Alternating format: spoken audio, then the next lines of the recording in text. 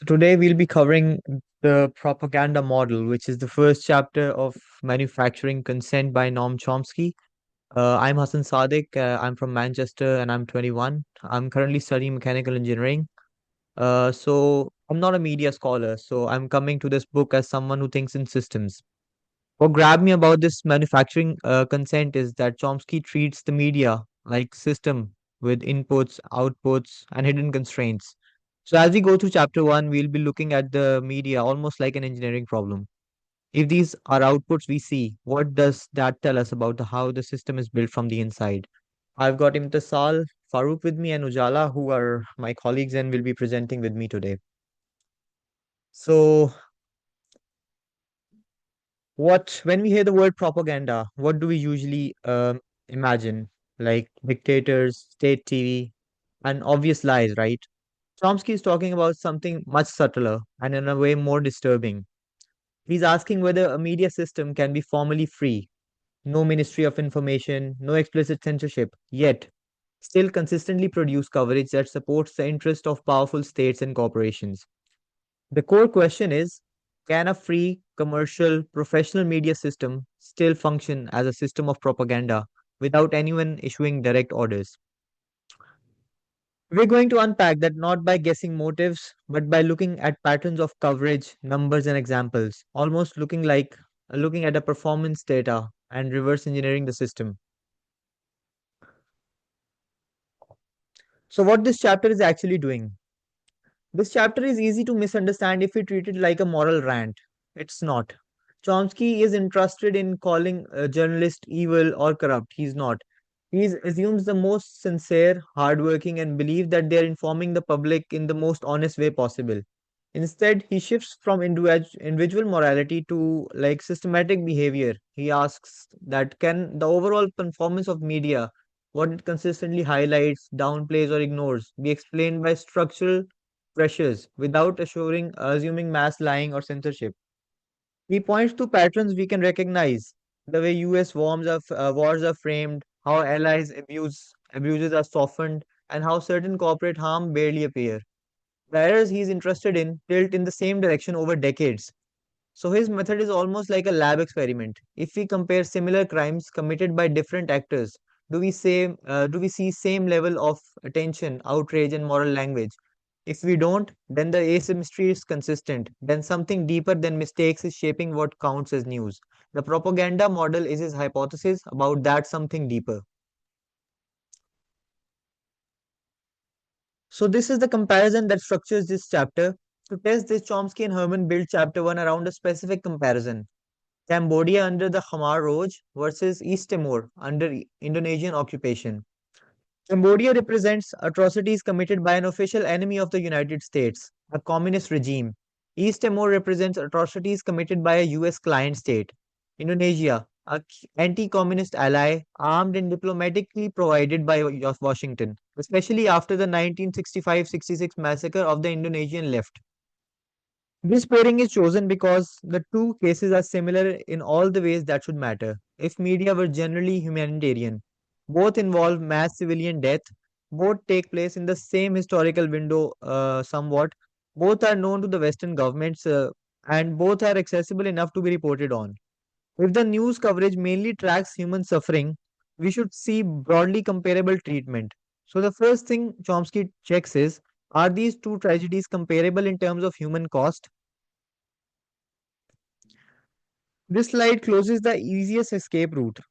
Cambodia was simply on another level, so it got more coverage. No, it was not.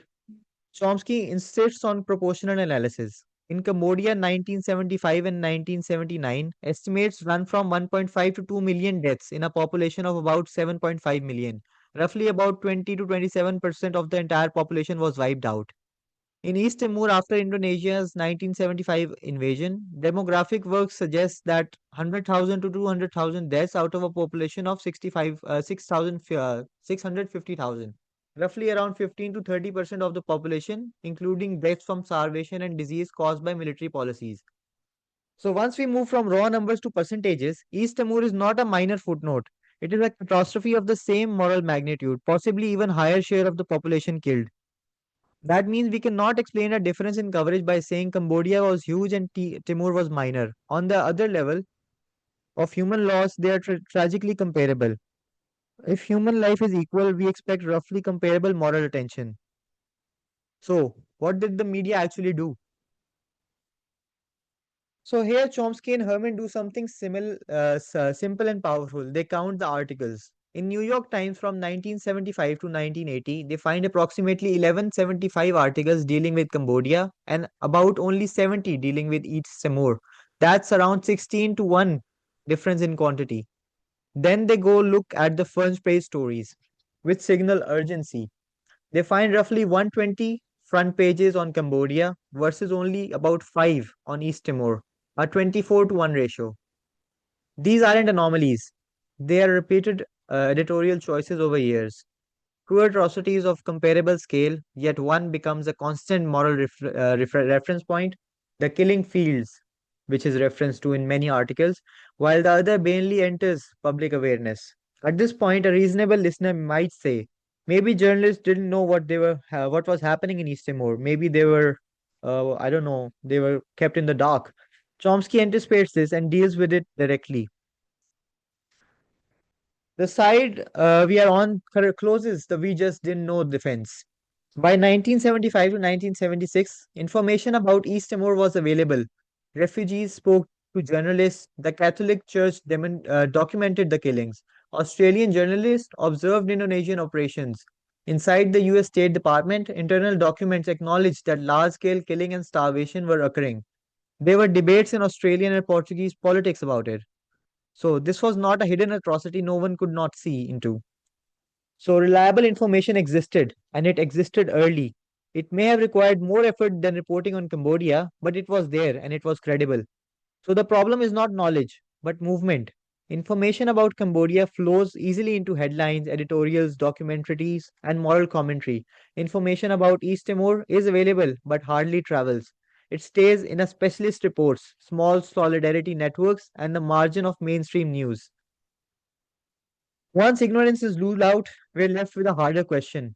Why does a supportedly free professional media turn one massacre into a defining moral system and another equally severe as background noise?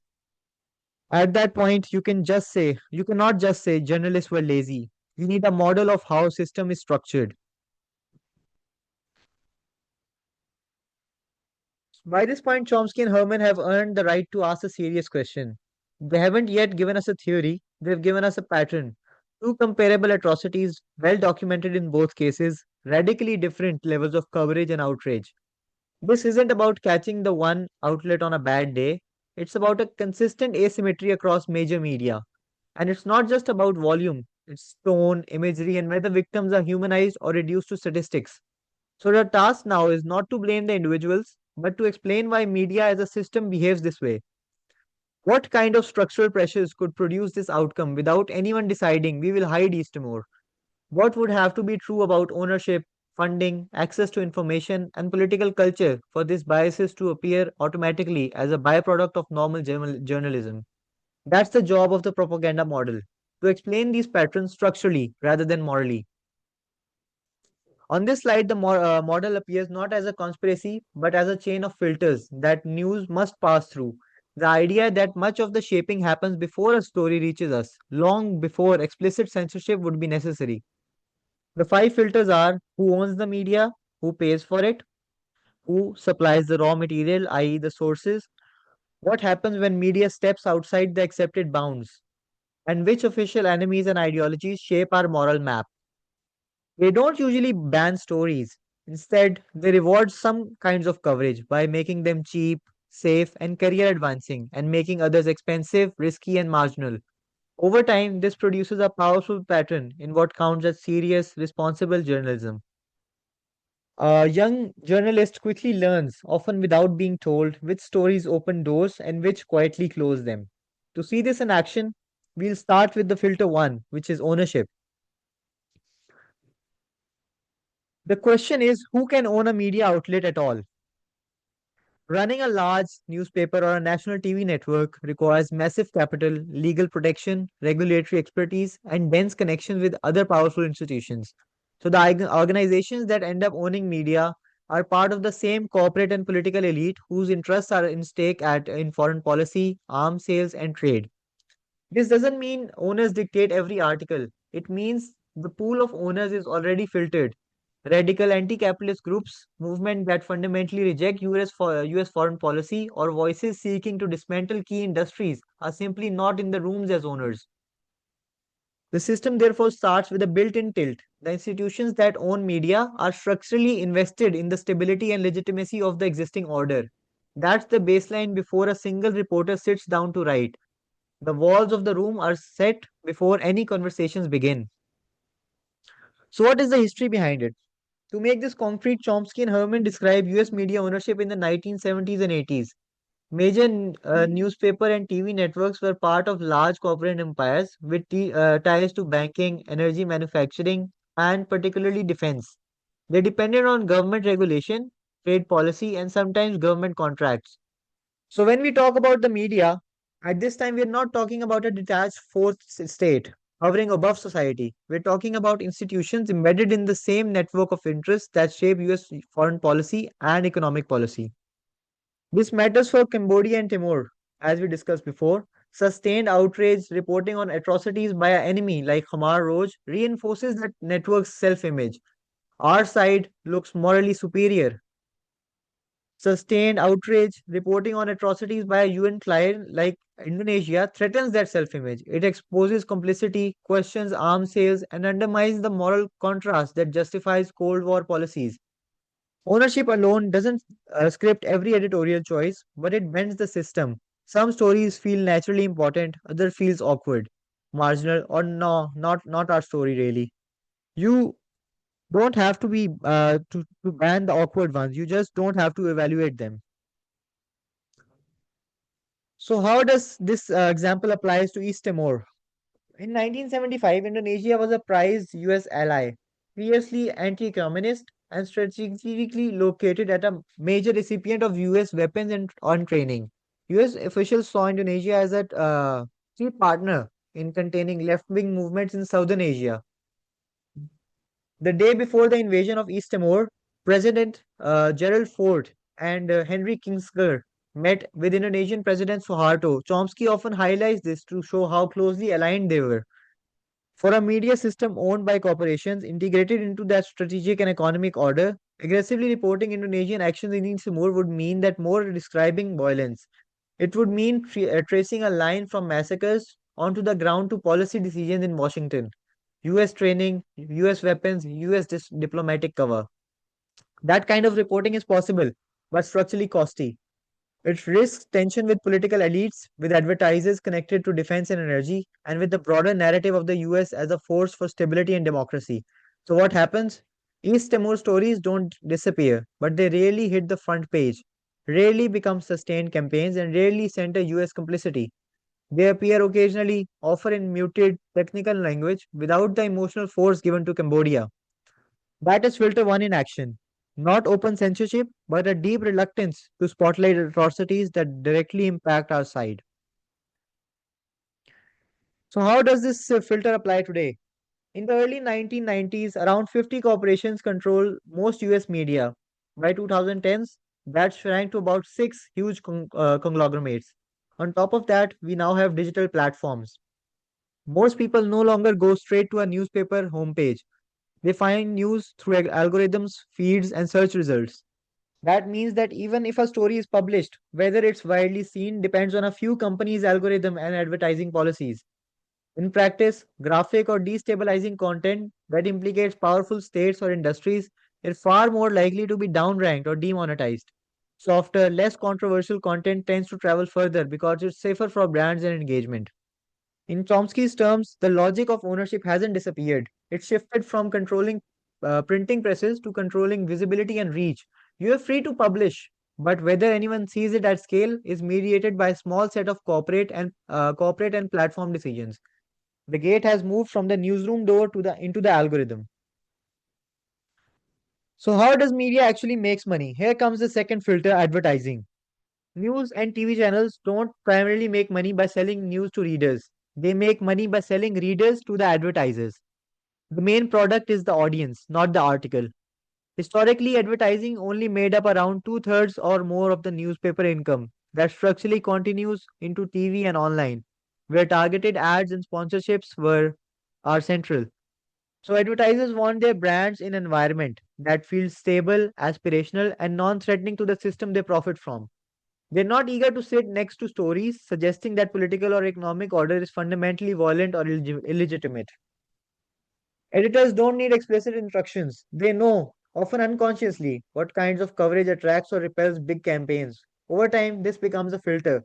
Content that fits comfortably within the worldview of corporate sponsors gets more support and space. Content that seriously challenges that worldview tends to be rarer, shorter, or pushed down to less visible slots.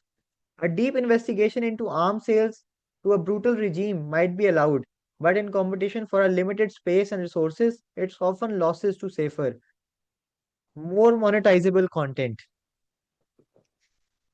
And how does it apply to our state, our case? Cambodia coverage condemns distant enemies, no implication for Western consumers, no threat to advertisers. While on the other hand, East Timor coverage would implicate US foreign policy, Western arms manufacturers risk associating with advertisers with control. Advertiser pressure does not require a phone call. Advertisers already anticipated beforehand. So, what is sourcing? Sourcing is where journalism gets its raw materials. In theory, journalism is investigation. In practice, much daily news is built on pre-packed information from governments, militaries, corporations, and major NGOs. We've seen this when applied to in India-Pakistan case as well in the recent war. All the information was coming from the military directly.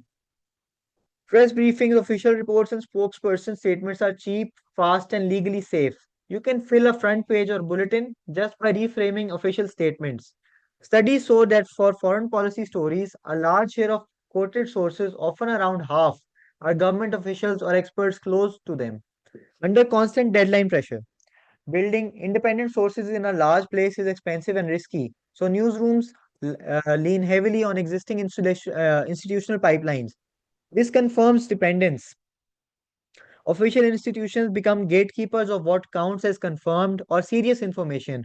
Refugees, descendants, and critical scholars are harder to reach and verify quickly and can be framed as less authoritative. In Cambodia East Timor case, this matters. Anti-communist narratives about Cambodia flowed easily through official channels. East Timor, where a friendly regime was the perpetrator, was downplayed and refamed. The sourcing structure itself nudged journalists towards one atrocity and away from the other, without any need for explicit orders. So, what FLAC actually does? This is the fourth filter. FLAC is the penalty for stepping outside accepted bounds. FLAC includes organized complaints, campaigns, hostile editorials, attacks by politicians or think tanks, create threats or actual lawsuits, and quietly advertising withdrawals. It does not have to win in a court or destroy an outlet to be effective. Its function is to raise the cost of certain kinds of reporting so editorials and owners internalize a lesson. If we go too hard in this direction, especially if it challenges the core state or corporate interest, we will pay for it. Over time, that memory of pain, lost access, reputational attacks, and legal stress acts as a disciplinary force. It encourages preemptive censorship. Journalists start to avoid areas they know will generate heavy flag. Those topics become too polarizing or too activist or not appropriate for serious news. Even if no one explicitly bans them, flag is the feedback loop that helps keep the other filters in place. It punishes those who slip past ownership, advertising, and sourcing, and signals to everybody else where the invisible electric fence is. The fifth filter is ideology. It's not just a filter, uh, it's a belief. In the original 1988 version of this book, this is anti communism. The old war idea that communism is not just a rival system but a unique evil. This doesn't mean every journalist consciously hates communists. It means that the political culture assumes that communist regimes are fundamentally suspect and their crimes especially revealing, while crimes by anti communist allies are more rationalized or framed as complex. The filter's function is to sort victims into worthy and unworthy. Victims of enemy states are worthy, their names, faces, and stories are repeated, and their deaths prove the enemy's evil. Victims of allied regimes are unworthy, they appear as numbers, if at all, and their deaths are framed as collateral damage or tragic necessity. Chomsky and Herman quantify this starkly. A single Polish priest murdered by the communist government receives around 10 front page cover news stories in the New York Times. Roughly 100 priests, nuns, and religious workers murdered in the US backed Latin American regimes receive far less attention combined.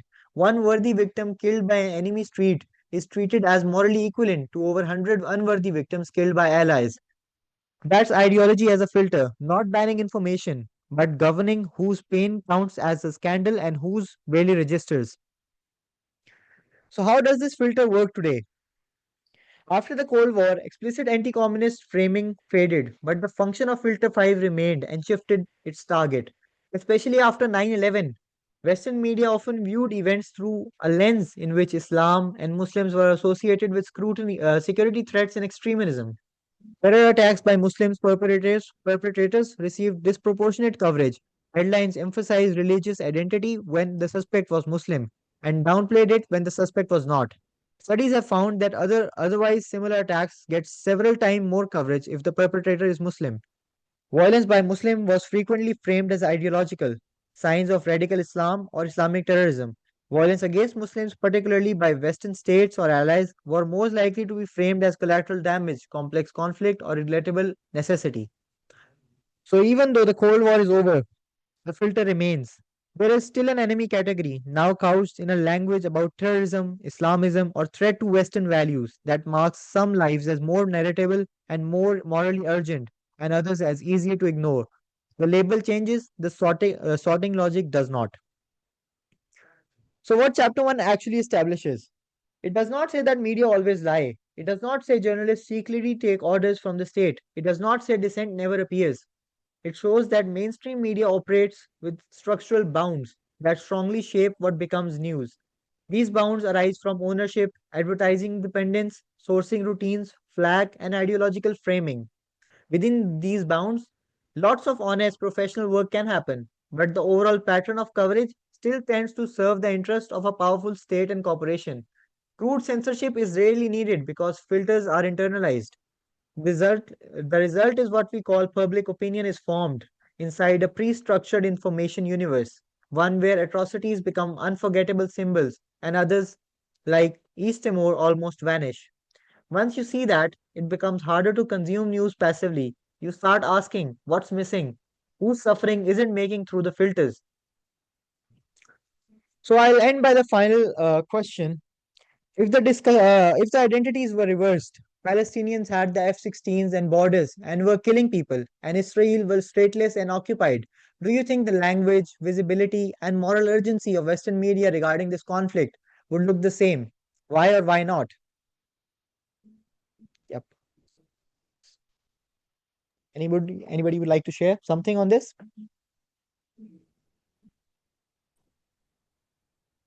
Well, I think if the ownership of media is still in the same hands, um, let alone killing or retaliating at such a mass, we have seen in the news that, God forbid, if any Muslim does any harm anywhere in the world, it's being promoted and it's being labeled as terrorism. Whereas if any white person does the same kind of crime, he is considered as mentally ill and not being very well. So yeah, if the ownership of media and if the grand narrative stays the same and the situation is flipped, Palestinian would have been um, bulldozed by the newspapers. And we have seen they are already being bulldozed by the newspapers and mainstream media already, even in the current circumstances. Don't Yes, you think if that would be the sorry. case, the ownership would be under the hands of Muslims as well? If Muslims were at that certain power? Yeah, no, then the situation would have been very different, of course. Yeah, I think the whole whole point is where the ownership of the media lies. Who's in control of the narrative? That's the main thing, and I think that's the whole moral of the today's session as well. Yeah. So anyone who owns the house, they will have their policies run, and the house will work, and everybody living inside the house will work according to the wishes and desires of the owner of the house, of course. So if media is owned by certain elites, of course the media has to keep those elites and those owners happy, of course, and of course project their narrative to the masses. So our ideology or our thinking that media is some unbiased um, unbiased medium telling us this news accurately has been shattered by this chapter, and it does make sense. In my opinion, if the things were reversed and Muslims had the ownership and our current Muslim ownership, leadership was in charge, we would have been even worse than the Israelis. We wouldn't even show the atrocities committed by our people. It Yeah, depends what is the definition of Muslims then. yeah, If it was the real Islam, things would have been different. yeah. That's what I was about to say. I was second Hassan that it depends on on what the Muslims are in charge at that time. So in Islam, the Islamic journalism would be very much clear. It would be without nepotism. It would be without any biasnesses. And even if the Muslims they were doing the genocide and they were doing anything that Israel right now is doing, so it should be condemned as equal or not equal, more than what is being condemned right now with Israel. So I think Islamic journalism is free of nepotism and is free of biasness. So uh, it has nothing to do with even if it's Muslims or even if it's not Muslims. So you should be fair in your matters of telling the truth. Yeah, I agree with them.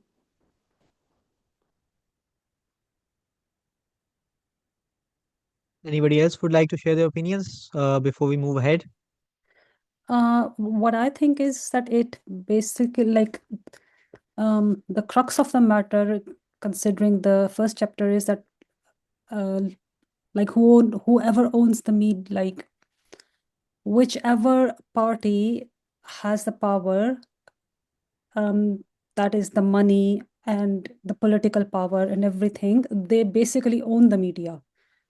Whether it's Muslims, non-Muslims, whether it's nations, whoever has the power, they own the media. And then the media does the propaganda. So this question, if Israel was stateless and occupied, the language, visibility, and moral urgency of Western media coverage would look the same. Depends who owns the media.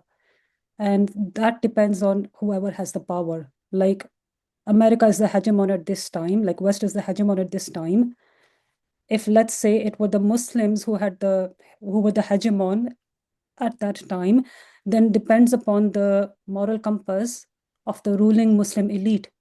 And the people who owned the media will depend on the moral compass of the people who own the media. I don't think religion has anything to do with it. It's, I think, mainly the power and what do you do with that power. In my opinion, people who are in power somehow tend to abuse it. Even if they are on the right path for a time, it is just for a time.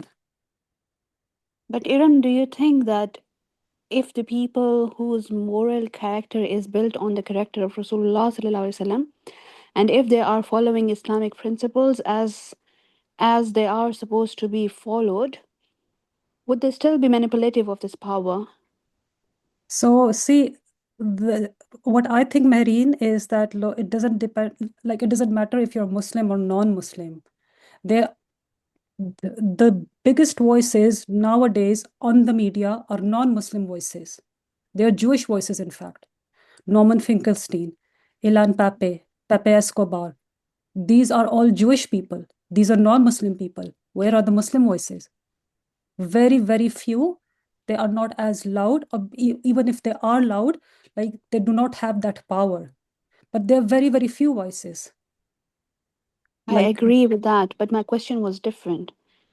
The question that I'm trying to ask is, if the ownership of media was in the hands of the kind of Muslims Allah and Quran describes as the Muslims of the Quran, if they were the Muslims of the Quran, how would the situation look like?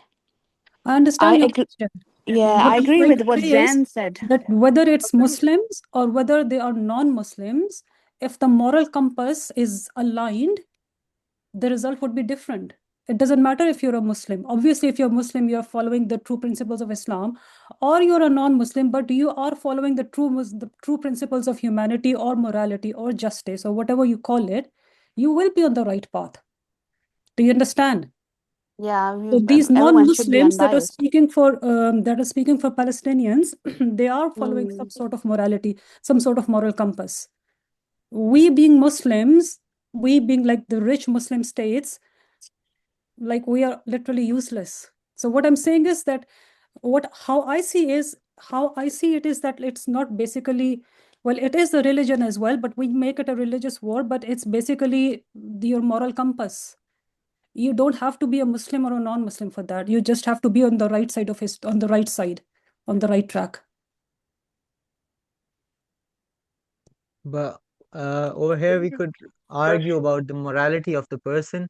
Where is one getting the morality from, actually? So according to the Jewish morality, if you take the Jewish morality, uh, Maimonides, people who believe in Maimonides, they're actually saying that Israel is doing the right thing. Their morality is correctly aligned with that. Mm. I think we have Brother Aleem who has raised his hand. Please, Brother Aleem.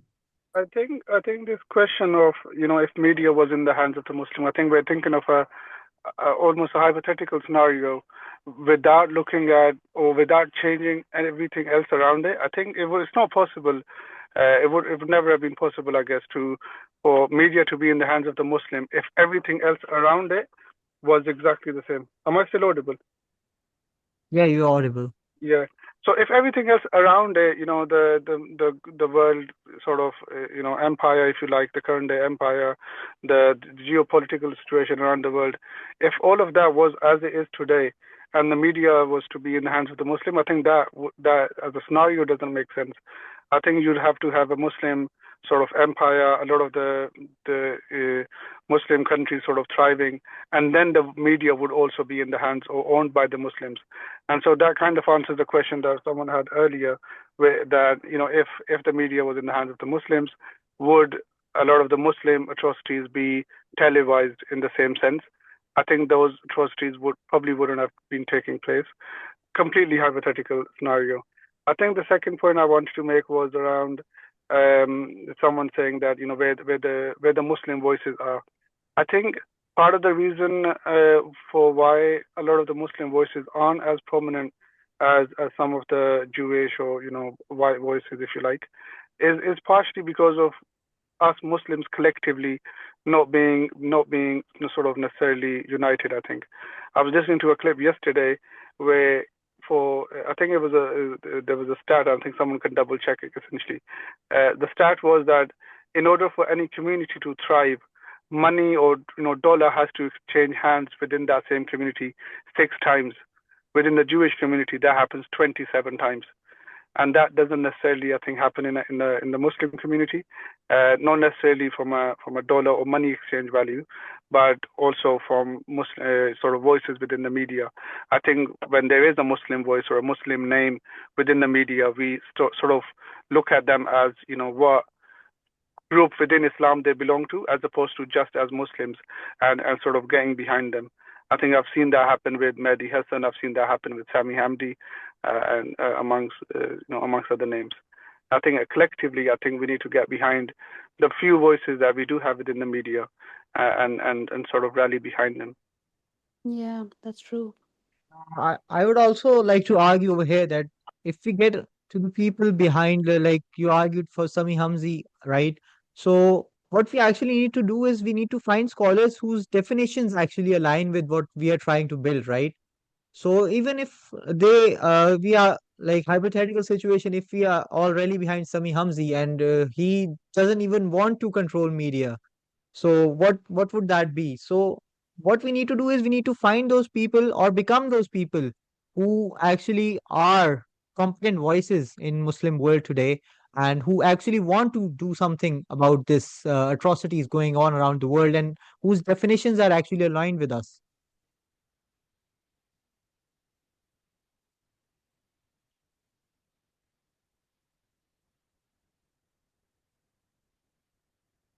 I think Sami Hamdi's definitions are pretty much aligned. No, As I I was haven't. just giving an example, not Yeah, no reference of to Sami course, Hamdi. definitely. Yeah, definitely. So should we move forward, Imtisal? Yes, thank you. Thank you everyone for your participation and brilliant presentation, Hassan. I really enjoyed it. Thank you very much, Imtisal. Go on, please.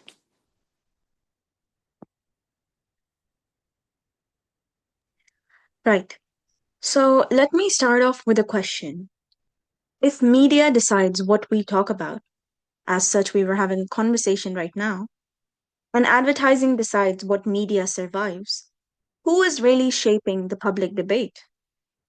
If the advertising filter is just an economic necessity, or is it actually a moral filter that decides which lives, voices, and struggles deserve attention? And more provocatively, has democracy shifted from one person, one vote to £1, 1 unit of attention? Because if that's true, then advertising doesn't just influence media, it redefines democracy itself. The question I want to raise right now is, who is paying for your eyes? Media is expensive: investigative journalism, studios, reporters, editors. None of this is cheap. And here's the uncomfortable truth: audiences never pay the full cost of media. So who fills the gap? Advertisers. But advertisers aren't paying for news, they're paying for you, your attention, your habits, your spending power. And when we say you are the product, it isn't a metaphor, it is a business model. I'd like to raise just one question. If advertisers are the real customers, who is media truly designed to please? Next, please. At first glance, advertising looks purely economic. Media needs money, advertisers provide it, content survives. But that's only the surface. Because advertising doesn't just fund media, it decides which audiences are valuable. And once you decide which audiences matter, you decide which stories matter. This is where economic mechanism quietly becomes morality. Because some people are seen as markets and others are seen as noise.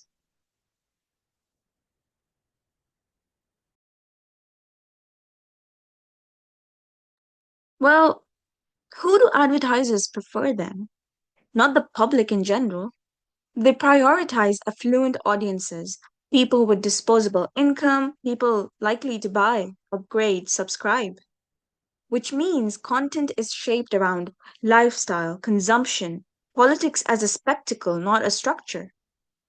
And meanwhile, what gets pushed to the margins is structural poverty, labor struggles, anti corporate critiques, and radical political alternatives. Is this a coincidence that stories challenging corporate power struggle to survive in a system funded by the corporations?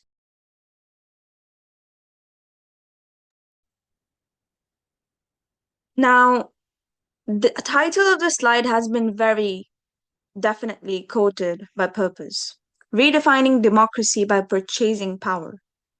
This is essentially where Chomsky's argument gets unsettling in the book. Democracy is meant to be one person, one vote. But advertising transforms that into £1, 1 unit of attention.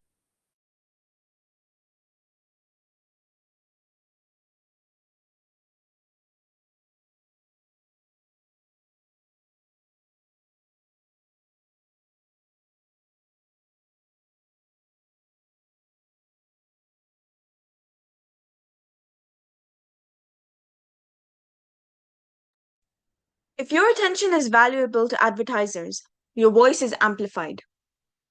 If it's not, your concerns fade into silence. So political influence shifts from citizenship to consumer value.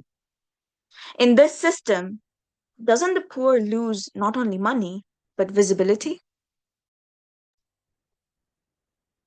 Next, please.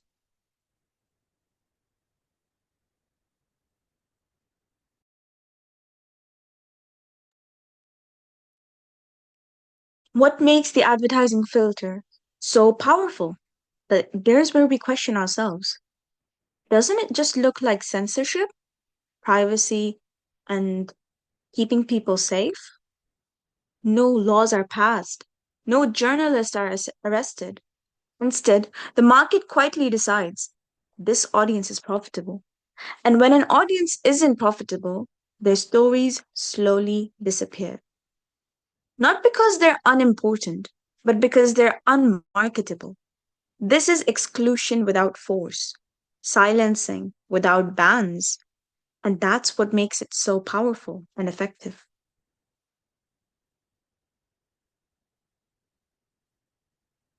Chomsky makes a very crucial point here. We need our attention to understand this. The media doesn't need to lie. It can bury stories, downplay them, frame them as isolated, remove structural context. You can sometimes find the truth, but only if you're already looking for it. And that's where we stand. We must be looking for the truth. Because if a fact exists but receives no attention, does it function politically as truth at all?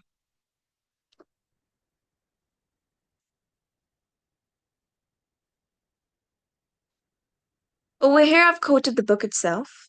Chomsky argues that the propaganda isn't mainly about falsehood.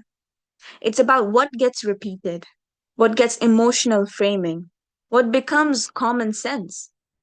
And the real power lies in selection, emphasis, and context. The propaganda doesn't shout, believe this. It really whispers in your ear, this is what matters. And most people never notice that whisper. Just how we would resonate with Shaitan's whisper.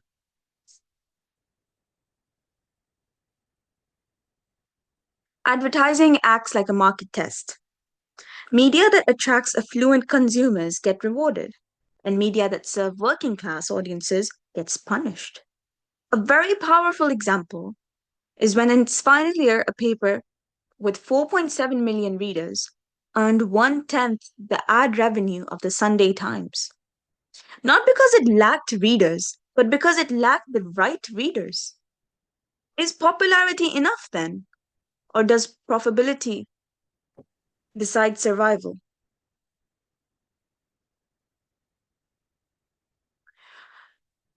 This is where the social democratic media collapsed.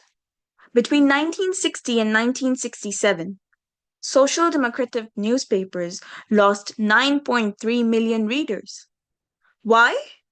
Not state retention, not public rejection. Advertisers just walked away. Without ad revenue, the papers collapsed. As you can see, the TV networks faced enormous financial pressures, and the advertisers were acting as the patrons. Their preferences were shaping the programming. Loss of support forces content changes. That's the reality. And the message is clear here. You can have readers, but without advertisers, you cannot exist.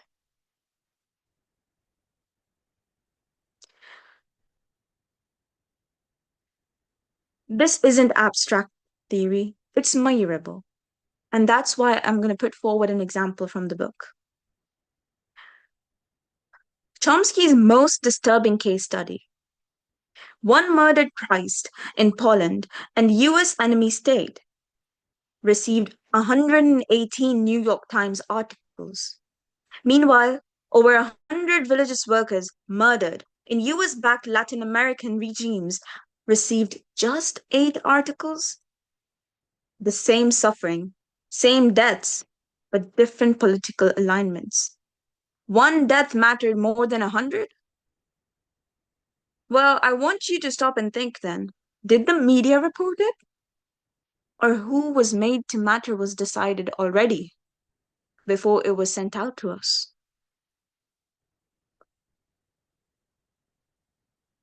Moving on to the filter 3, sourcing control. Who controls the flow of information? So far, we've looked at ownership, advertising, and how money shapes the media. And now we're moving on to something very subtle. Where does the news actually come from? Because before we ask what is being said, we need to ask who gets to speak in the first place? Understanding the core idea of sourcing is very easy. Media organizations rely heavily on official sources, which they claim are governments, corporations, military spokespeople, and institutions with power. These sources don't just provide information, they control the access to it. And when you control access, you control the story. Formally, we can say that sourcing refers to the media's reliance on the officials, the corporate representatives, and institutional experts. But why? Essentially because they offer the press briefings, official statements, and expert opinions. They are accessible, cost-effective, and legally safe, and usually seen as credible by the journalists.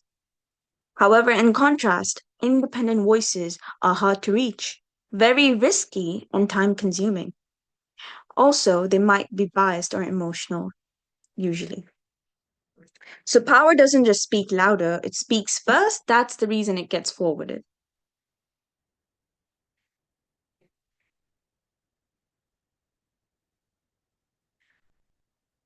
News has to be produced fast and continuously, as we've looked at. Independent investigation costs time, money, and legal risk. Official sources, on the other hand, provide ready-made narratives, offer legal protection, grant journalists with future access. So media has learned a very unspoken rule. Don't bite the hand that feeds your headlines.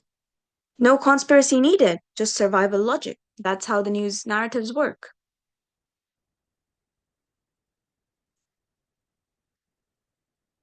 War, security, and sourcing. Now, how does this link up? Every person sitting here, even if they've not been in a country that has faced war, has certainly been around the newscastings of it and press briefings, have usually gone through articles and coverages. This becomes the most visible among us because coverage relies heavily on government spokespeople and military officials during war. Meanwhile, the civilians, refugees, and dissidents are given minimal exposures. But when they are heard, they face intense scrutiny. What's the result? The public opinion closely aligns with the state's interest, not because people are stupid, but because alternatives are barely visible.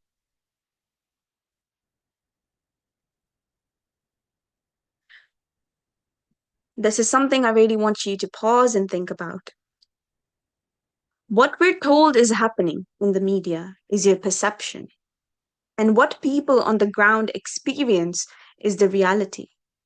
Now, there must be a gap which actually resides within you, the internal conflict. And when those two collide, something psychological happens. And this is where cognitive dissonance enters. The proper theory of cognitive dissonance does derive from a very biological and psychological basis. However, we can understand this as an internal mental conflict, and it occurs when we hold two contradictory beliefs or when we take new information that clashes with what we already believe.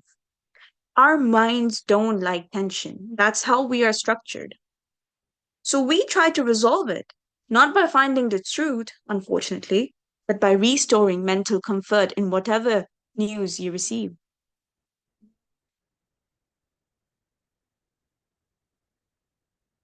Lastly, I just want to point out how specifically cognitive dissonance and the propaganda model coincides. Propaganda doesn't force his belief. It's a structure that Noam Chomsky has described. However, it does create conflict and then offers an easy way out to the Muslims as well, where they just find mental comfort in whatever news they're receiving. Official narratives help people resolve discomfort by saying, our side is good, violence is necessary, there is no alternative. So instead of changing the system, people change their interpretation. That isn't ignorance, that's psychology, and you need to be able to focus on the gap to be able to find out the truth.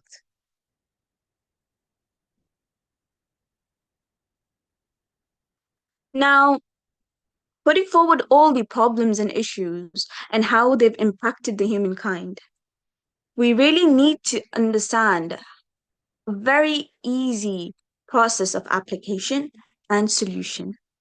The process looks like this. Media relies on official sources, sources frame events, narratives clash with live realities, mental discomfort arises, and people resolve dissonance by accepting dominant narratives. So propaganda doesn't silence people, it helps them feel comfortable believing in whatever they've heard. Now, how do we reduce this dissonance? Chomsky's solution isn't don't trust media. It is awareness of the sourcing, either for yourself and providing it to others. Exposure to multiple perspectives, critical media literacy, and reflection on personal values, because somehow or the other, it may be your own values defining what you act upon. The goal isn't uncertainty. The goal is intellectual humility that will allow you to go against the propaganda model very smartly. Lastly, I also wanted to put forward another example that Noam Chomsky has used in his case study. The Cambodian narrative that my colleague has already mentioned. However, I want you to understand how it can be applied to filter 3 as well. Media relies heavily on US government sources and the officials, the urban elites, but they're missing out the voices of the rural Cambodians, the bombing victims, the refugees, and I'm sure everyone here can resonate that with Gaza. Victims of the US bombing were ignored in the Cambodia's narrative, unless their stories served US political interests. Now, independent observers like the father were sidelined until their testimony aligned with official narratives, which is very disappointing. Now, how does this demonstrate in filter 3? Well, the result was that the US seemed to be as benevolent helpers, and the government was shown to be helpless. Violence as unfortunate, but necessary. So the phase 1 of the genocide was distorted by the media, not denied, but reframed to support US policy goals. They're not lying, they're just framing.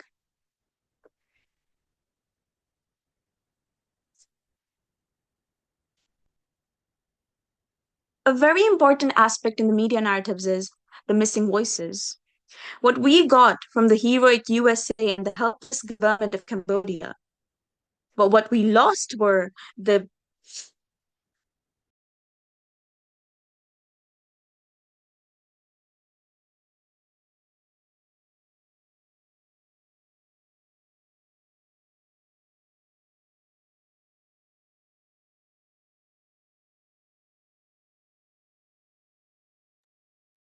right. What we've lost is the voices of the rural refugees. And then less than 5% included the victims, the dissidents. How it impacted was that it continuously reproduced official narratives, which is a pattern that we have to realize when we're intaking the media narratives. And also understanding how to critically analyze them and comparing them with different perspectives is just as important so that we understand what has been marginalized.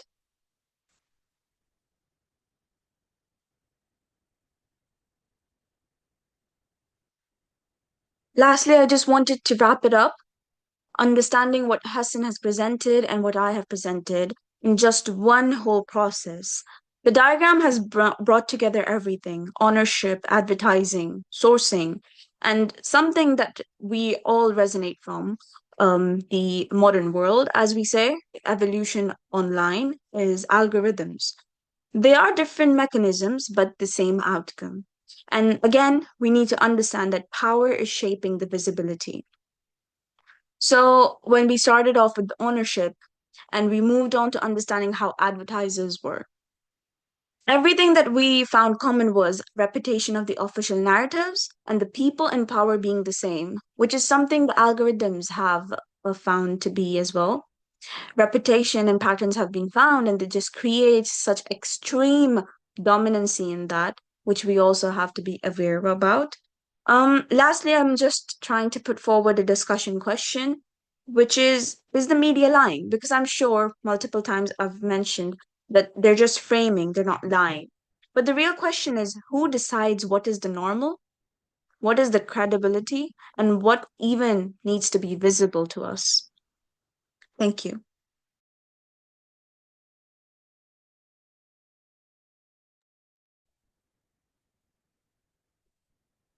Thank you, Imtizal. Does anyone has any question or anything to add to her presentation?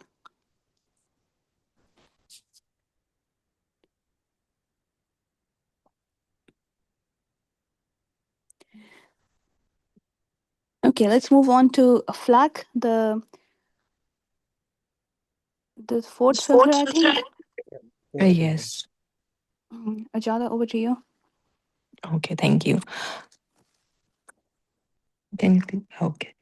My name is Ujala Razak, and I'll be presenting the fourth filter of propaganda model, that is FLAC. My colleague has already given a brief introduction of FLAC, and now I'll be explaining it.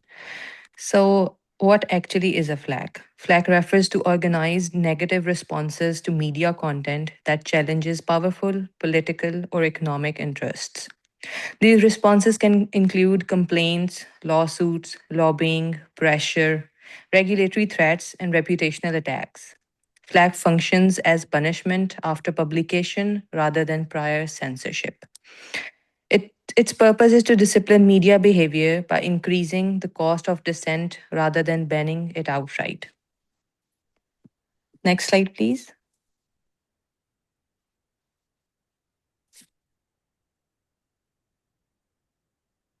The term flak originally comes from anti-craft fire used during wartime by the early 1960s. The phrase taking flak had entered common language, shifting from a literal meaning to a figurative one, referring to receiving harsh or hostile criticism. In media terms, flak means if you say this again, there will be consequences. FLAG is important because it controls media behavior without direct censorship. Instead of banning stories outright, powerful actors make critical reporting risky, expensive, personally damaging. As a result, journalists often avoid certain topics altogether. Next slide, please. The historical development of the FLAG. So, FLAG did not eventually just come in in a year. It was crystallized during 20th century, particularly around World War I, the Cold War, the rise of the corporate public relationships. These periods demonstrated how backlash and intimidation could shape media behavior. We'll move towards the World War I, and I'll describe how World War I was the paving way of the flag. Can we please move to the next slide?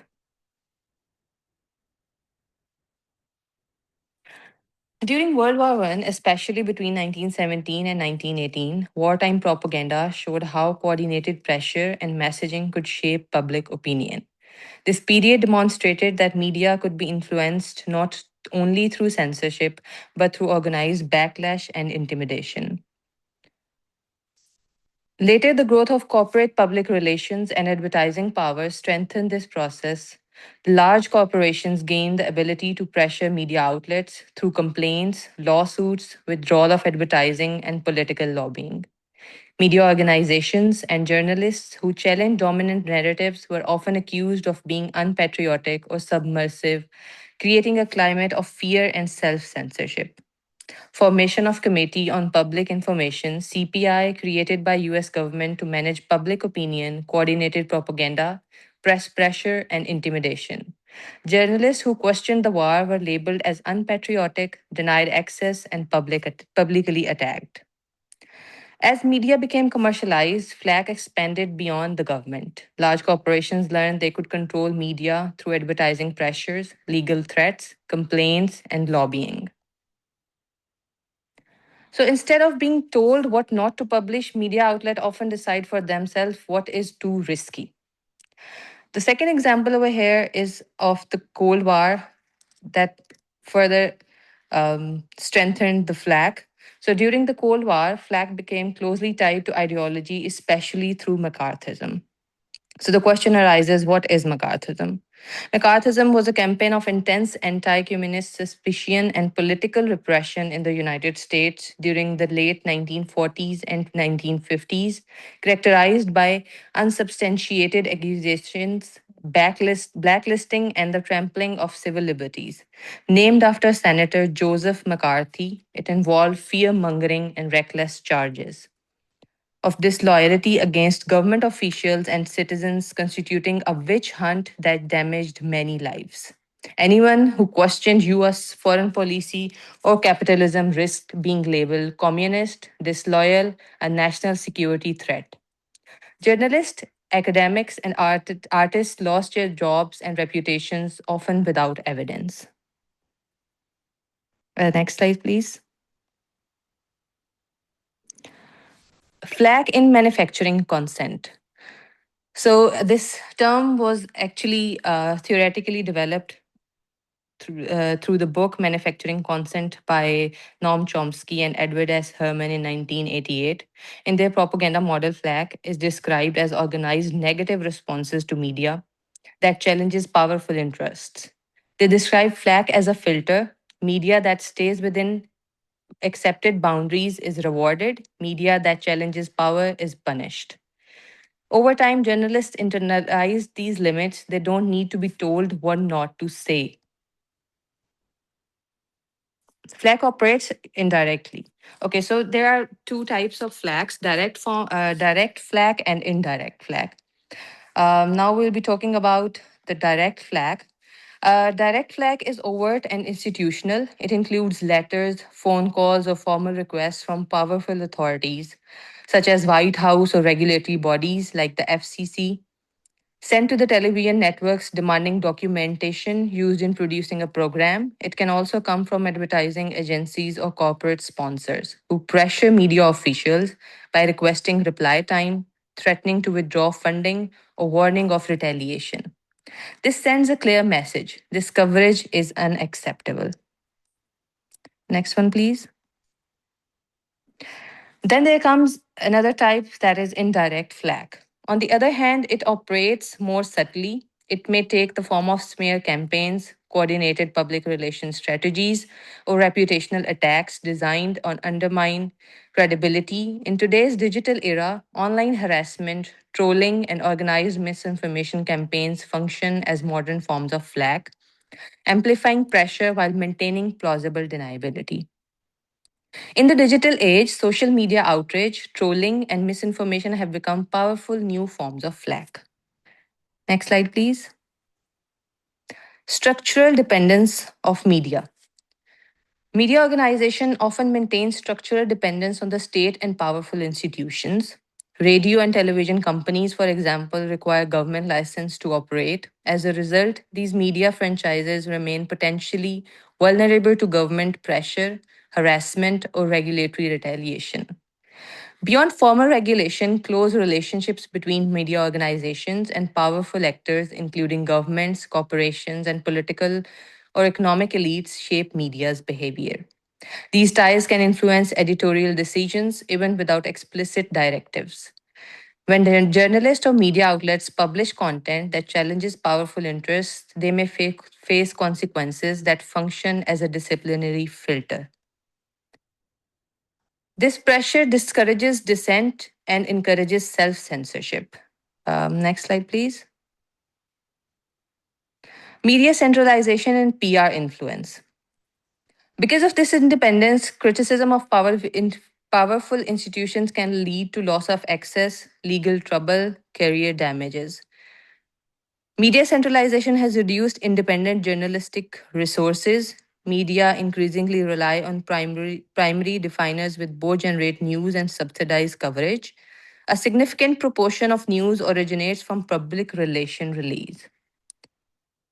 So basically, it's like because the newsrooms are underfunded and understaffed, they increasingly rely on press releases, official statements, pre-packaged content. This allows elite to set the narrative before journalists even being reporting. Research into news sources show that a substantial share of published news originates from public relation materials rather than independent reporting. By some estimates, there are tens of thousands more public relations professionals shaping the news than journalists producing it, effectively allowing PR agents to pre-package information for media outlets operating under tight financial and time constraints. And next slide, please.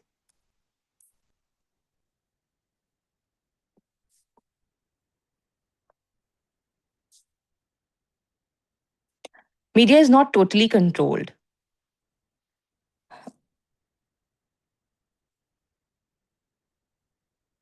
The system permits a limited degree of dissent. Media may publish critical views, report inconvenient facts, present alternative perspectives. Controlled dissent enhances legitimacy while defining acceptable limits. Next, please. Globalization and the spread of flag. The globalization of media has further strengthened the protection of powerful interests. To operate smoothly across borders, global media corporations tend to favor standardized, non radical content and avoid criticism that could disrupt international businesses' interest or strain relationships with foreign allies. At the same time, powerful institutions and elite control access to information by supplying official statements and managing who gets access, when, and on what terms. As a result, these actors often set the initial frame of a story, defining which event matters and how are interpreted, and ultimately what they are understood to mean by the public. Global media corporations operate across borders to protect profits and political relationships. They prefer safe, standardized content, avoidance of radical criticism, neutral or selective language. This is why terms like genocide are often avoided when they apply to US allies but used freely for enemy states. Next slide, please. So here we'll take a case study of Iran and Turkey from the manufacturing consent book to tell you that how actually is FLAG working within the media community. Turkey's treatment of its Kurds was no less murderous than Iraq's treatment of Iraqi Kurds. But during these years, it has been found that the former US ambassador, Peter Galbraith, stating that while Turkey represses its own Kurds, its cooperation is essential to an American led mission to protect Iraq's Kurds for renewed genocide at the hands of Saddam Hussein. Iraq was treated as a US enemy during the 1990s, while Turkey was a US ally. Turkey's treatment of Kurds received far less critical attention. US officials justified this imbalance based on strategic cooperation. Coverage reflected political alignment rather than humanitarian consistency. So, the difference between these two wars that have been, the genocide that had been going on in the countries, the articles published during the times Turkey Kurds 1990 to 1999, total 8 articles were written about the mistreatment of Kurds at the hands of Turkey, and it appeared one time as a front page news, while 66 articles were written regarding Kurds' mistreatment in Iraq and 24 times as a front page news. Total articles published regarding Iraq sanctions from 1991 to 1999 are 10 and got published as news headlines on front page for one time. Next, please.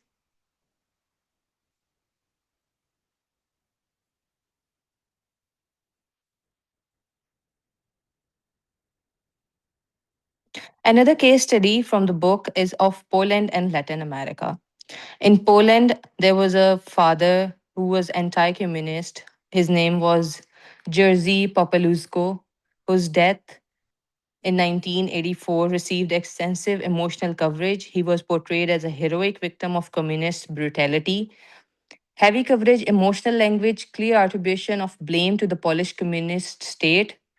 In the United States media outlets, they took a strongly critical view of Father Jerzy Popieluszko's death, were not punished or shut down in the way Polish media were. But they did face pushback in softer forms. In contrast, comparable violence in Latin America received muted attention. The difference lay in political alignment, not the severity of abuse. While Archbishop Oscar Romero murdered in the United States client state El Salvador in 1990, he received a very little. Um,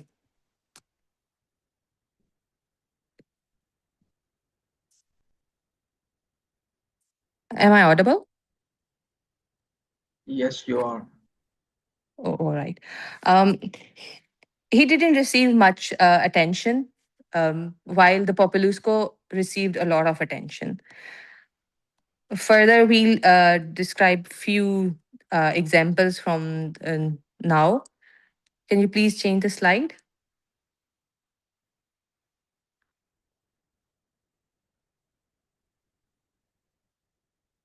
So, cost of challenging power. Condemning an enemy state carries little institutional risk. Criticizing allied or domestic power invites flag. Media outlets face reputational, political, and economic consequences.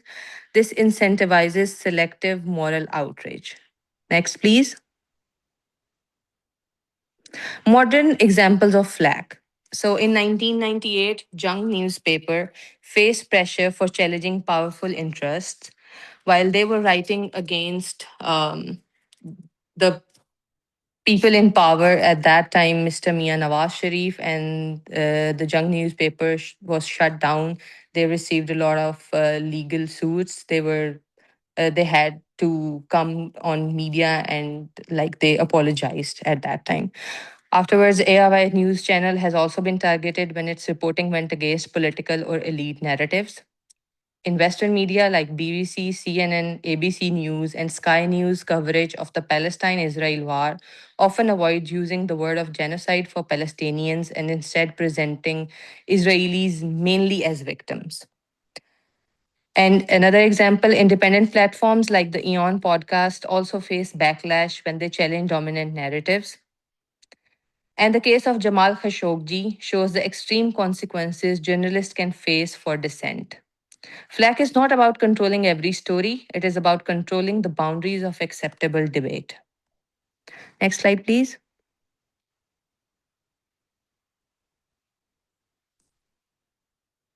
Now we'll look how Quran opposes FLAC. Islam emphasizes truthfulness and justice. Quran commands standing for justice even against oneself.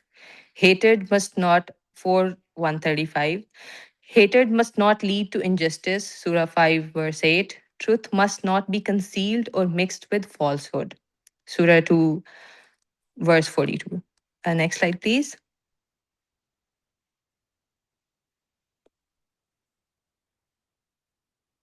Flag in the light of Islam. Silencing truth through pressure is injustice. Slander and character assassination are grave sins. Intimidation of truth tellers is condemned. Fear of backlash does not justify silence. Accountability applies equally to all. Next slide, please.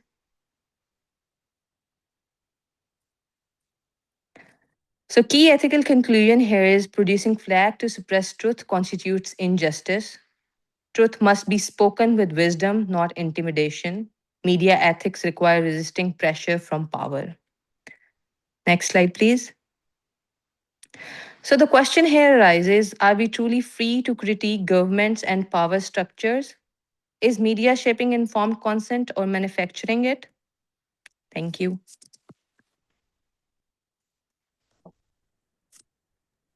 Thank you very much, Ujala. Does anyone want to answer this question or start a debate on it or any discussion points?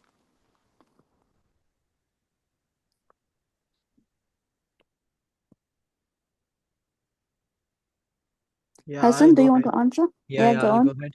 So, the first question, are we truly free to critique governments and power structures? I mean, we are truly free, but I don't know how many people will hear us when we critique governments because we'll not reach as many people. As we now live in the era of social media, as we all know, people are silenced. Even when the Palestine issue was going on and it still is, we were seeing actually Instagram actually actively shadow banning people who said the word Palestine or referred to its pictures. Mostly their account was shadow banned and they were stopped to reach people. So there is some flag going on over there. People are stopping the narrative from reaching out there. And we see this in Pakistan as well. You cannot even take a Palestine flag to a stadium. They take you, they arrest you for no reason at all. You cannot express your public opinion when it goes against the government narratives. Yeah. Can I add something? And Yeah, yeah, sure. sure. Go on. No, you can complete. I'm sorry. I thought you done. No, I'm complete. Yeah, you can go ahead. Okay, sorry. I didn't want to interrupt you.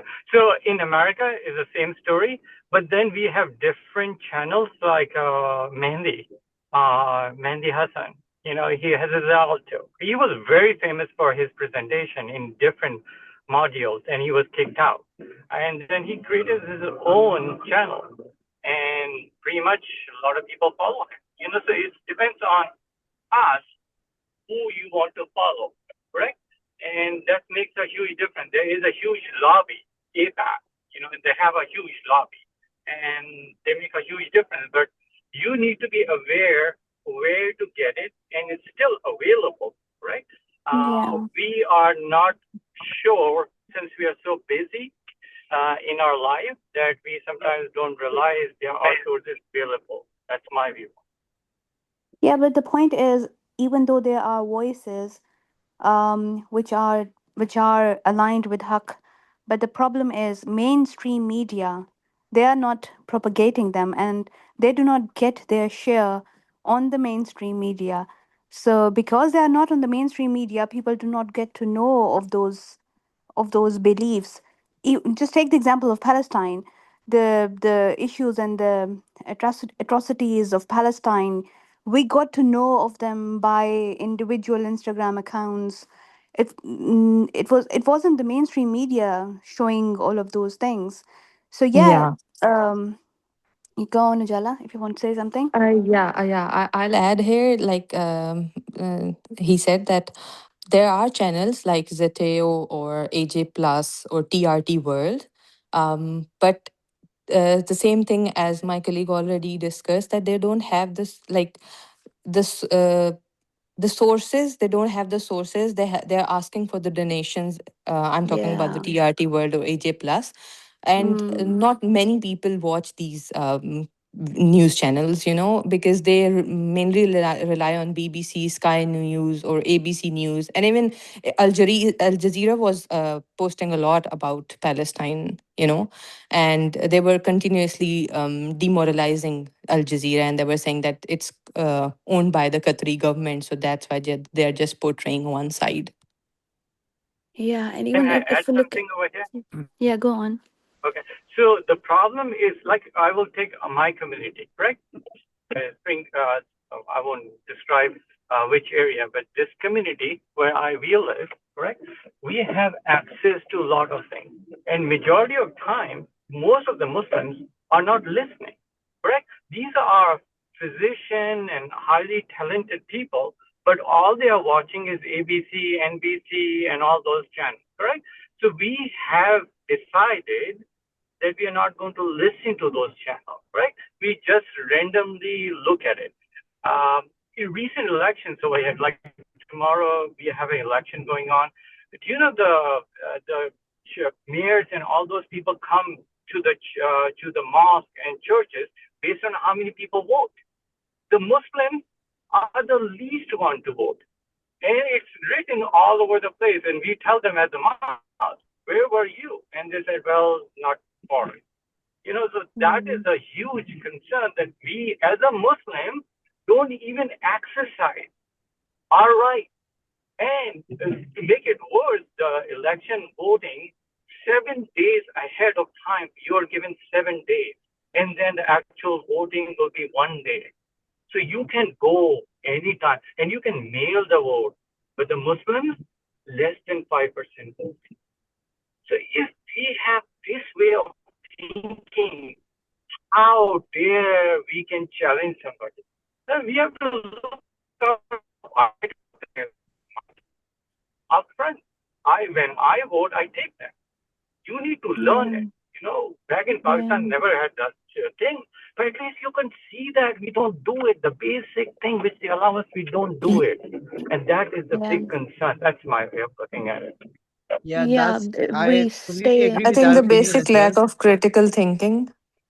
Yeah, it's a basic lack of critical thinking, as well as we do not want to accept the differential opinion. As Imtisal quoted, that we find it hard if something conflicts our own moral beliefs, then there's that cognitive dissonance that is born within us. So we just avoid going into the street that we don't know of. We just skimmy past it, and we just avoid it completely to avoid that discomfort that we feel when we hear different opinions and different objectives. So I will just categorize it as a complete political incompetence of Muslims when we don't want to actually listen to multiple opinions or form opinions on different worldviews that are around us.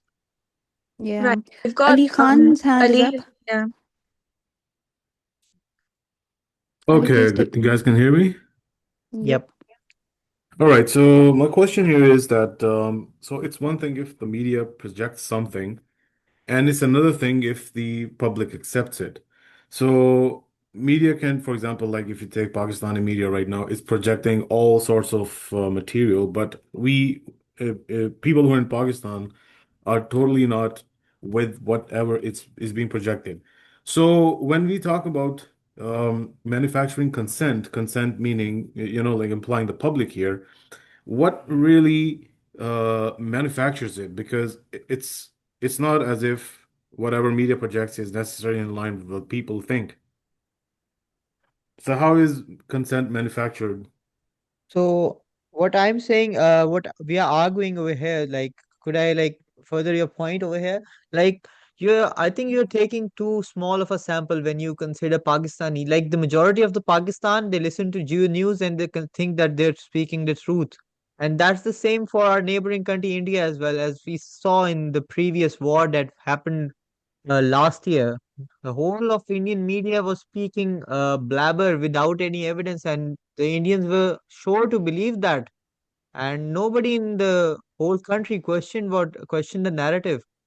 So, what your question is that how consent is manufactured? It's manufactured through giving a certain uh, agenda again and again, propaganda again and again to an individual, so that whatever the government wants becomes the desire for the individual as well, because that's the small frame that he's being presented. No, okay, I'll try to rephrase my question and make it a bit more compact. So does media projecting some content means that the public consents with it? Can I answer this if you don't mind, Hassan? Yeah, sure. All right. I do agree with what Hassan has proposed, but I will counter when he said that we've taken a smaller sample. Pakistan is enough of a sample to understand your question. Now, what you mean by projection, you're implying that projection is the same as persuasion, and then you're making the whole audience accept what the media is projecting. That is not persuasion. It's just projection. That's basically framing an idea according to the owners, according to the sources. And it's certainly it's certainly not that people believe everything the media says. It's mostly redefining what boundaries they're setting up. That's where they're manufacturing consent. They set boundaries, and it's very visible. Everyone knows about how the institutions were not allowed to discuss politics, and everyone did go along with it. And then again, the media started defining what is reasonable, what is normal, what is extreme, coming on with the press conferences and like the individual speeches of our political leaders. So even if the disagreement happens between them, it's very limited. and the power chooses what structure is going to be implemented. Yes, that's what I mean. Can The I? power chooses, but that doesn't mean that, like public or a good portion of it really aligns with that. So that consent is not for I it, think that a consent lot is of not related people to the align. public. Even if it Yeah, doesn't, they have set up the boundaries that you can't trespass. Can I give an example here? Go on, From a Ujala. general life example. Yesterday I was watching a serial killer season. So literally it was when I slept, it was going on in my mind, and the moment I woke up, still it was going on in my mind. So my mind was like, it started projecting thoughts like everybody around me, I should just look them like they are the serial killers, or they might harm me, or they do something like this to me. So these are the things, like when we see a specific kind of a content, our mind starts to create thoughts on it, and most of the people, they cannot reject them immediately. They just go into it so much, and afterwards they are just uh, looking at the things that are being shown via media to them. Can I add something on this? Go on, Dr. Najib. So I Okay, guess that sure. there's layers to it. Oh, sorry. So basically, this is a very professional way of getting it done. I'm just telling you. So how the media does it? Very simple. They have a whole team, including a psychologist.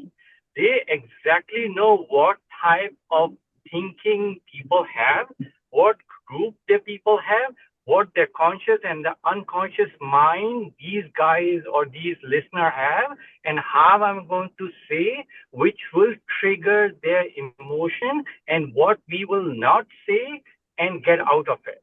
This is a whole professional way of doing it. I'm telling you, go to the media outlet and have an observation.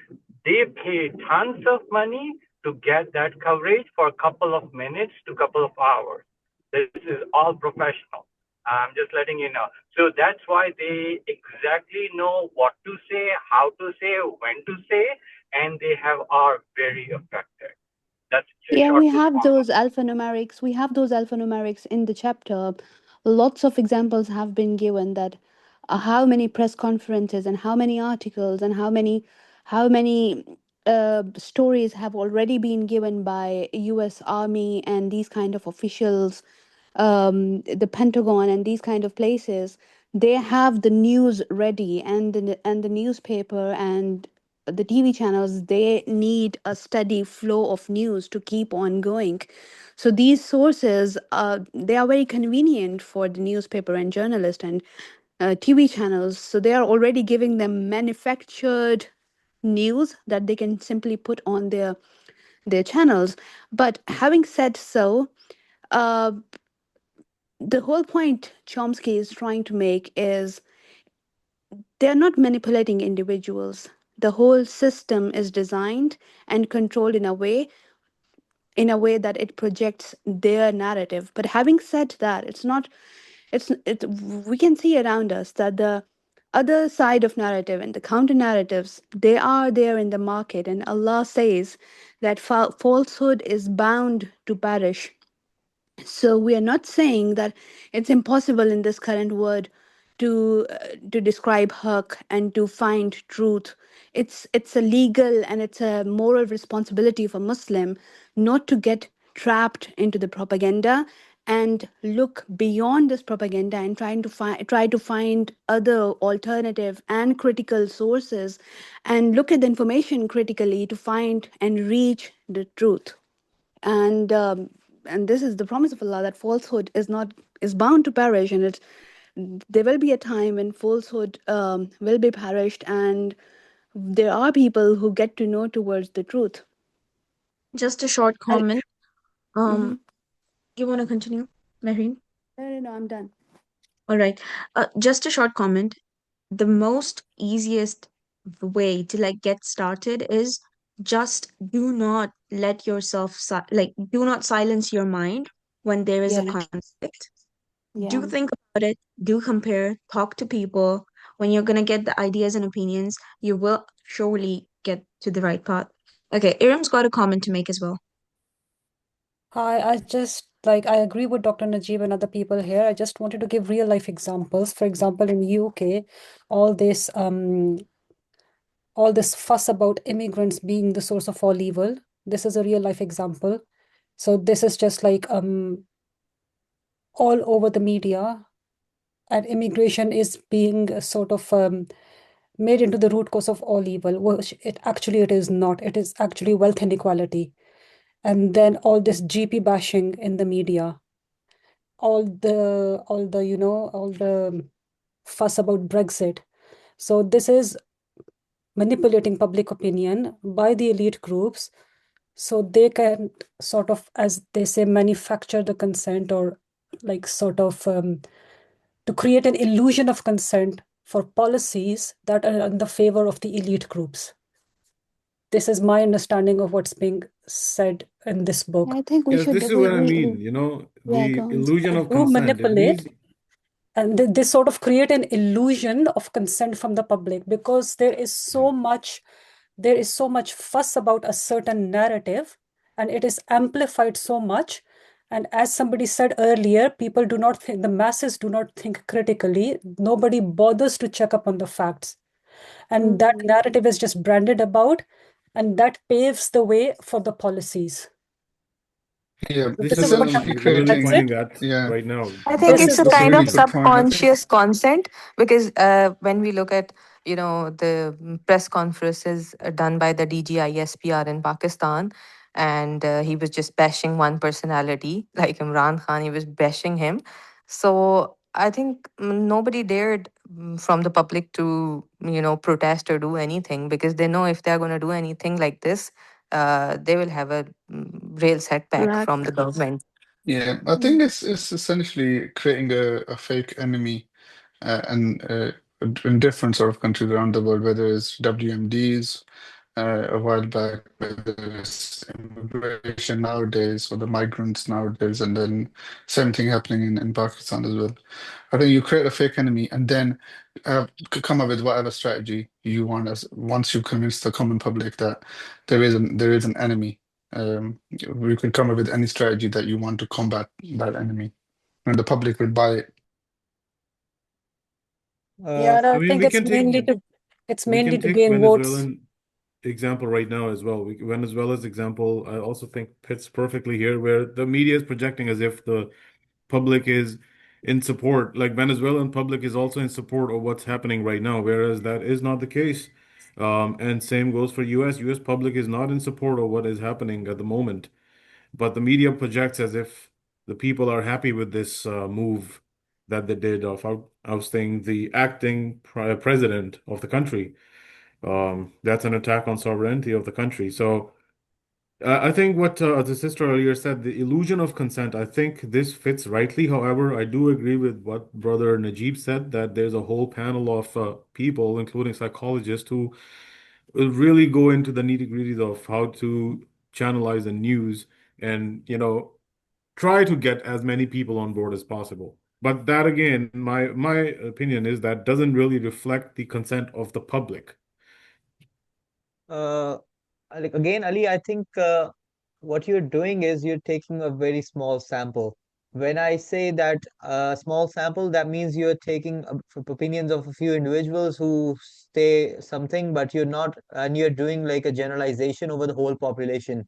Again, with the US example that you gave, like most people are against Venezuela. That's what the claim you're making. I think most people are indifferent. They don't care if the US government has taken the Venezuelan president or whatever. They're just busy with their own economics or daily affairs, and they don't even care what's going on around the world.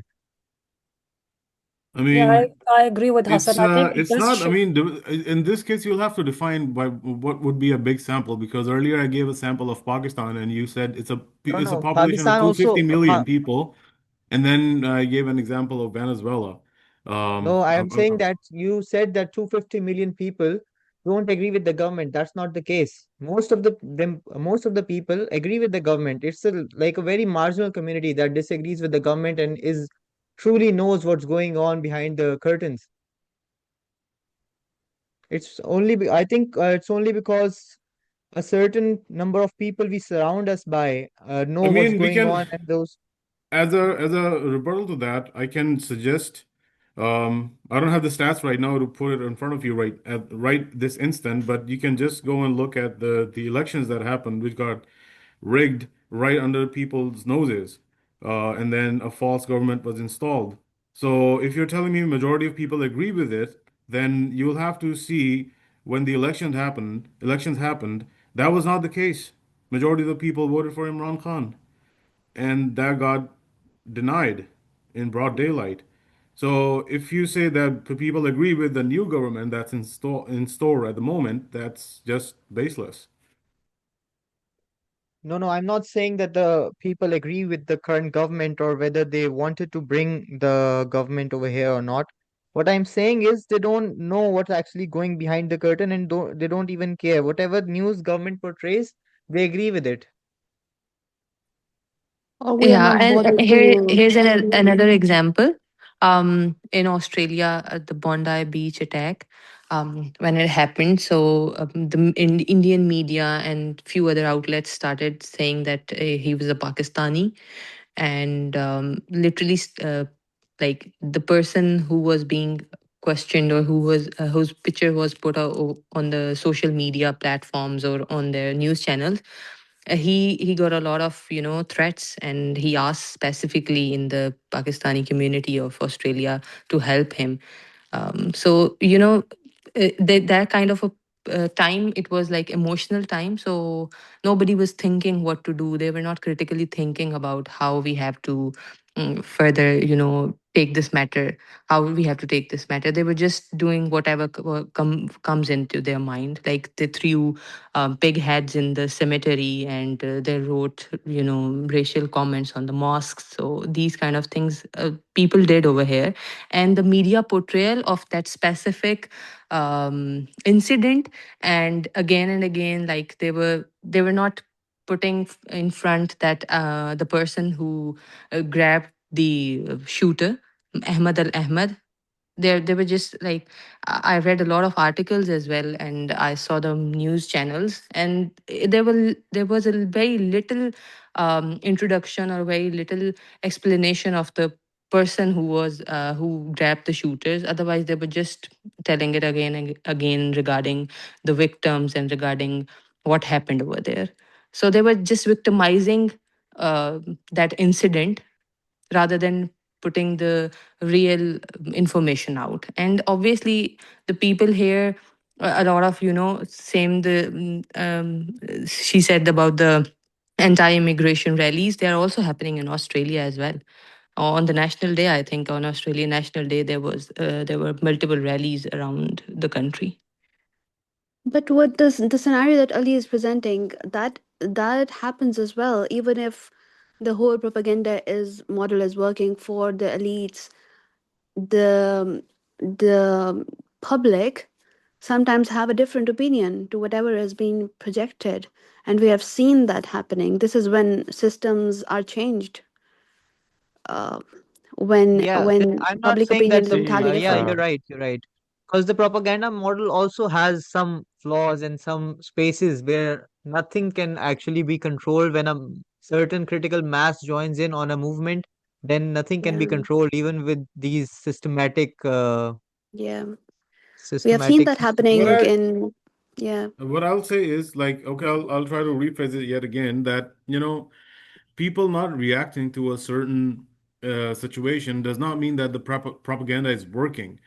yeah. And this is what I'm really trying to get at, because people could very well be scared, or as Hassan said, people just don't care. But that doesn't mean that the propaganda is successfully working or the consent is Either they manufactured. don't care or they're afraid of lack. In order for consent to be manufactured successfully, it would need the public, or at least a big portion of public, to agree with what's being projected. Not Um, only agree, but fearfully agree as well. Flag is also a part of yep. propaganda model.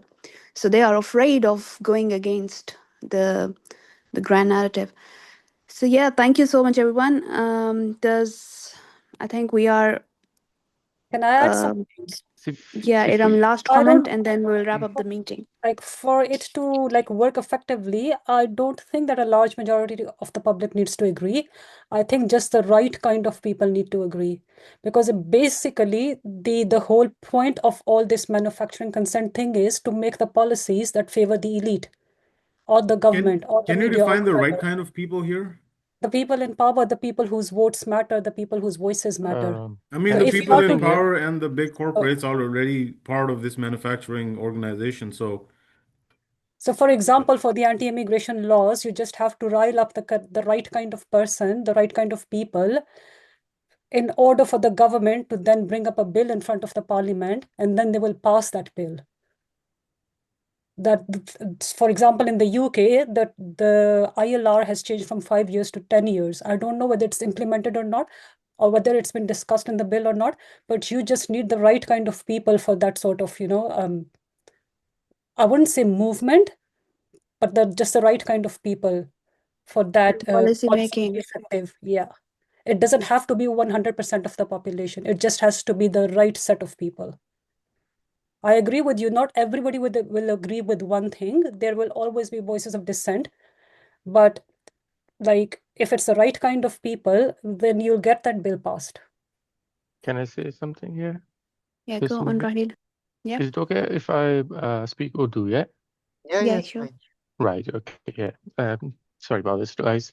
So for Brother Ali, so basically, I think we are taking two different examples here, which are quite different. Pakistan versus Western world, yeah?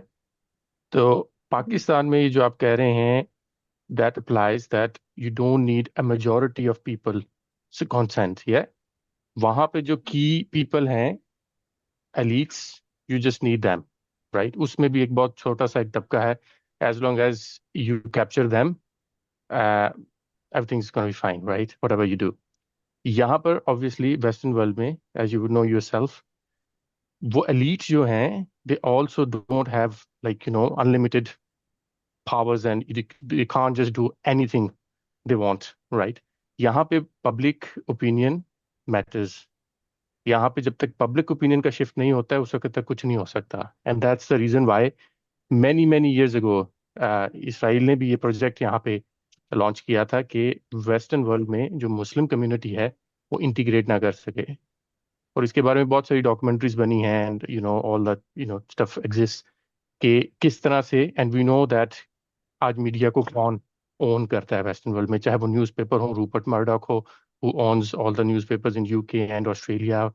इस तरह के आप थोड़ा सा डिग करेंगे आपको मिल जाएगा. It's no कोई इतना कुछ सीक्रेट नहीं है. एंड ऑल्सो रिसेंटली जिस तरह से टिकटॉक को एक्वायर किया गया and after that Snapchat, right, कि वो इस लेवल पर आए हुए हैं कि even the social media outlets वो नहीं बर्दाश्त कर रहे कि वो किसी तरह से भी पब्लिक के अंदर ये इंफॉर्मेशन जाए. So basically there two different models. एक में जो पब्लिक ओपिनियन है दैट मैटर्स, और उसमें जब तक वो मेजॉरिटी की कॉन्सेंट उनकी तरफ नहीं जाएगी, and that's the reason why still we are here living in the west. तो वो जो एक ग्रुप है जो ये चाह रहा है कि जो हमारे खिलाफ लॉबिंग कर रहा है और वो सारा कुछ चला रहा है, वो नहीं कर पा रहा है इसलिए क्योंकि अभी उस लेवल तक की पब्लिक ओपिनियन हमारे खिलाफ नहीं बनी है. जिस दिन बन जाएगी, अल्लाह ताला रहम करे, things can go really bad for us, right? जबकि पाकिस्तान में you just need them, that group of people जो चीज़ों को कंट्रोल करता है. Sorry if I took too long. I think this is really good example क्योंकि ये immigration laws पे apply होता है हमारे यहाँ पे. जैसे we've seen in the UK that many of the people do believe that immigrants are the main root cause of the problems, and the public opinion is swaying, and it's swaying fast because of the propaganda going on. अगर आप So I देखें, just sorry Hasan, आप बात complete करें. नहीं आप बताएं, मैं तो इम्तिहाल मैं को कह रहा था कि इमिग्रेशन प्रॉब्लम का ये कह रही हूँ कि अगर आप देखें तो ये पिछले 2-3 सालों से, और ये इमिग्रेशन को इतना ज़्यादा इमिग्रेंट्स को क्यों बैश किया जा रहा है नेक्स्ट इलेक्शन के लिए, क्योंकि हम सबको पता है कि नेक्स्ट इलेक्शन में रिफॉर्म नहीं आना है. तो रिफॉर्म के पास क्या है? रिफॉर्म के पास कोई ऐसी खास पॉलिसी तो नहीं है, या कोई ऐसा खास मैंडेट तो नहीं है जो बाकी पार्टीज के पास ना हो। वो सबने सारा का सारा जो पार्टी मैनिफेस्टो है वो इमिग्रेंट्स के ऊपर खड़ा किया हुआ है कि इमिग्रेंट्स जो हैं इनको बेनिफिट्स मिलते हैं, जिसकी वजह से हमारी, मतलब मैं बहुत सिंप्लीफाई कर रही हूँ, जिसकी वजह से हमारी सोसाइटी जो है तो वो तबाह हो रही है, इकोनॉमी तबाह हो रही है। gov.uk की वेबसाइट पे जाकर अगर आप देखें तो 83% of the benefits go to the white British population, और जो इमिग्रेंट को बेनिफिट आ रहा है वो बहुत ही कम है, मिनिमल है, ना होने के बराबर है। लेकिन इस बात को इतना ज्यादा एम्पलीफाई किया जा रहा है, इस बात को इतना उछाला जा रहा है कि आप सड़क पे खड़े हुए आप किसी भी बंदे से बात कर लें, चाहे वो जी मुस्लिम है चाहे वो वाइट है, वो यही कहता है कि immigrants are the root cause of all the problem. Now all this child molestation और ये जो भी केसेस हैं जो कि गलत है, सारी बात गलत है, लेकिन हमें नहीं पता कि कितने परसेंट इमिग्रेंट्स ऐसे काम करें और कितने परसेंट वाइट पीपल ये ये काम करते हैं। This is hasty generalization. फिर से मैं कहूंगा, अगर आप कुछ केसेस को लेकिन वो उठा के पूरी पॉलिसी को अफेक्ट कर पॉपुलेशन रही के है ना। ऊपर लगा। हाँ हाँ, जी, हाँ मेरा जी। पॉइंट ये है कि ये पॉलिसी को अफेक्ट कर रही है। It has as affected the policy, That's what this I'm is saying. They're swaying public opinion by not giving exactly. exact examples. और हम्म, वो रूट कॉज को एनालाइज ही नहीं करे कि ब्रिटिश खुद is the root cause of the world's greatest immigrate problem. So you have to exactly take the इसी toll, तरह से right? जीपीस को बैश कर रहे हैं क्योंकि उसका मसला, बात सारी क्या है, क्योंकि प्राइमरी केयर को प्राइवेटाइज करना है, और ये कई सालों से इन्होंने ये बॉल रोल किया हुआ है। They want to privatise the primary care, और उसके लिए चूंकि ऑब्वियसली आप प्राइवेटाइज एकदम से तो नहीं कर सकते हो क्योंकि पब्लिक बैकलैश आएगा बहुत that's ज्यादा। true. Yeah, nobody can they take want that it to step. fail. Yeah, so they वो ये want to क्या कर fail रही the. है कि वो जी हम्म, प्राइमरी केयर को इतना ज्यादा अंडर फंड कर रही है कि लोग मजबूर होके प्राइवेट जा रहे हैं, और साथ में मीडिया पे एक भरमार है जीपी बैशिंग की। और जी रियलिटी में असल में किसी को, पब्लिक को नहीं पता कि अंदर से हो क्या रहा है, कि क्रॉनिक किस्म की अंडर फंडिंग है, कि you can not even cope up with the demands. लेकिन प्रोट्रे किया ये किया जा रहा है कि जीपीज लेजी हैं और जीपीज काम नहीं करते हैं, जीपी ये वगैरह वगैरह वगैरह वगैरह। तो ये madam, I need a favour from you. Sorry. So हमारी ये 90 मिनट्स और 100 मिनट्स की वीडियो किसी ने भी नहीं देखनी है। What we are trying to do is take out scripts, meaningful scripts हम निकाल के उसके शॉर्ट्स बना रहे हैं। Can you write us some content और एन आर्टिकल या कुछ भी कंटेंट, अपनी थॉट ये लिख के दे दो, we will convert that into a script and we will make a short out of it. I have जो Hasan has just released our first short जो हमने इस सब की तैयारी में से निकाली हैं, और we have taken multiple shots out. मुझे दिखा दे, मुझे एक सैंपल बता दें कि किस जी मैंने तरीके अभी से कम्युनिटी पे बिकॉज It's आई अभी got shared very on the community good लगा है, community. At. It's shared on the अभी community. लगा है कम्युनिटी पे, अच्छा, वहाँ पे देखें। मैं देख लेती और हूँ। इंशाल्लाह we will keep on sending more, क्योंकि ये मीटिंग तो किसी ने नहीं देखनी है। सो प्लीज़ इसके ऊपर एक छोटा सा आर्टिकल लिखें और हमें भेजें, and we will preserve it इंशाल्लाह। इम्तिसाल, टाइम लगेगा लेट्स क्योंकि टेक, रिसर्च करनी होगी फैक्ट्स के लिए। Okay No sure, problem. Take You your can time, take your time. But don't forget it. Imtisal, your last point and let's wrap up the presentation. Right. Lastly, I just wanted to confirm, actually not confirm, but जितनी भी हमारी discussion हुई है, the significant portion of it was identifying कि public internalize करती है उस narrative को और फिर वो consent बनता है या नहीं. The main idea everyone understands, even a 5-year-old would understand, is that if we have a large proportion of opposition, then the consent cannot be manufactured. Right? Anyways, moving on, Hassan, we've started off with all the filters and Alhamdulillah, we've ended it. But the main idea is we cannot be biased, even with Noam Chomsky. We need to understand that there are many flaws in the propaganda model and we can't just adhere to it blindly. So there is another book as a reference that you can go and look up, which critiques on Noam Chomsky. It's called Anti Chomsky. That's just the last Okay. point I wanted to put Yeah, forward. we should be critical of whatever we read. That's a very good point. Thank you very much. One takeaway Everybody, point that I took from this presentation was, you know, Elon podcast and Mehdi Hassan and Al Jazeera and Furqan Qureshi and these kind of people who are working on the opposing narratives, and seemingly they are on the haq. We should promote them and we should buy their subscriptions and we should become their advertisers, because they don't have the advertisement that mainstream media has. So we consciously should support them. that's a very good point. Yeah. okay, Okay. okay. Thank you so much, I'll just everyone. wrap up, everybody. Thank you very much Yeah. for joining the presentation today. It was great meeting you all, and I hope we can build the community together. that can form a worldview that can change, bring a big change in the world, inshallah. So, Jazakallah khair, everybody. Assalamu Jazakallah alaikum khair. wa rahmatullahi wa barakatuh. Wa alaikum Alaikum assalam wa assalam, rahmatullah. jazakallah khair.